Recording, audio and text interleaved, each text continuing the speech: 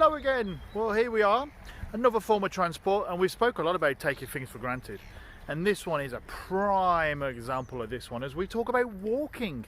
So if we are out for a nice walk in Birmingham and West Midlands, we've got a couple of things that we can have a look at.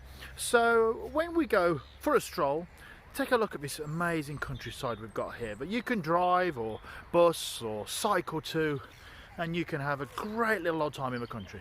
And that's not by accident. These things are here to help with people's well-being. We've got the Birmingham Open Spaces Forum as a bit of a pressure group, and when it comes to some things like this as well, we've got a lot of developments in Birmingham. There's a lot of open spaces, a lot of greenery. Some of it is inaccessible unless you are an avid walker or able to walk. If you do have disabilities, then there are places like Haddon Hill Park, and a lot of places are getting new trails to allow you to be able to do that. So walking, again, let's not take it for granted. The ability that we can live in a city centre and be not far away from green spaces and walking spaces and even pedestrianised city centres that we can actually get used to and use safely. So there you go. There's a little bit about walking, and I hope it was useful to you. There you go. And guess what I'm going to do now? I'm going to go for a walk. See you in a bit. Bye. Hello. Well, after my little stroll in the woods and by the forest and in the green fields and by the lake and with the ducks, I thought that maybe we should bring it back a little bit to realism in terms of where do people actually live and go, because it's great to have all these green spaces, and they do exist in a variety of areas, but in realistic terms, you know, a lot of us are city based. We live in heavily built up areas, so we're going to focus a little bit here on this last part of this video about walking in Birmingham city centre, and a lot of city centres are featuring some of the similar elements here. So you can see, I mean, have a look at this picture here. This is Corporation Street, what it used to look like only a couple of years ago, really.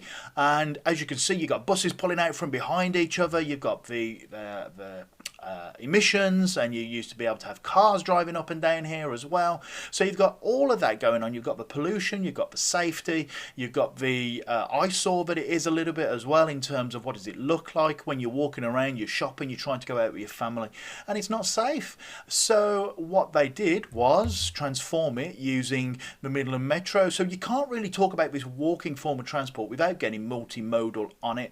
So when it comes to that, you know, the ability to just walk around, you see a tram come in, but you can hear them coming, but it gives you more space to be able to walk. It's a lot nicer on the eye. It's a lot safer to be able to do that.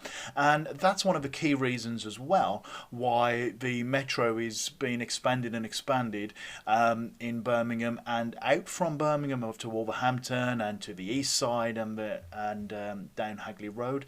So, you know, when it comes to walking, there's a lot more to it than just, well, I just step out of my house and walk. A lot of planning has gone into it. I mean, look at the future plans and development that they've got in Birmingham when it comes to places like Colmore Row. Again, that's had a lot of building work going on there the last few years. You could have cars and buses, and again, all those things that those bring. But now look at this, you're going to have green spaces. Think about taking your family there to go to Birmingham to look at the museums or entertainment venues, or just to hang out with your friends, or to go restaurants, pubs, bars, nightclubs.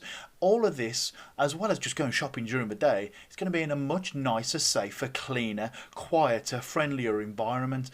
And that's one of the things when it comes to walking infrastructure we can't take for granted. We can't just presume that everything's fine and dandy. How can we improve these things for future generations? Because this is super long-term planning. This is not for a year or two. This is for the foreseeable future of Birmingham that these changes are being made. And you'll see this happening in quite a few cities as well.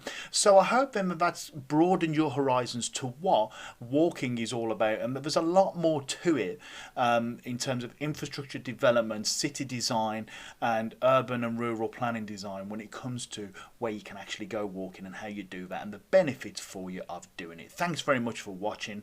I hope to see you all again soon. Thanks. Bye bye.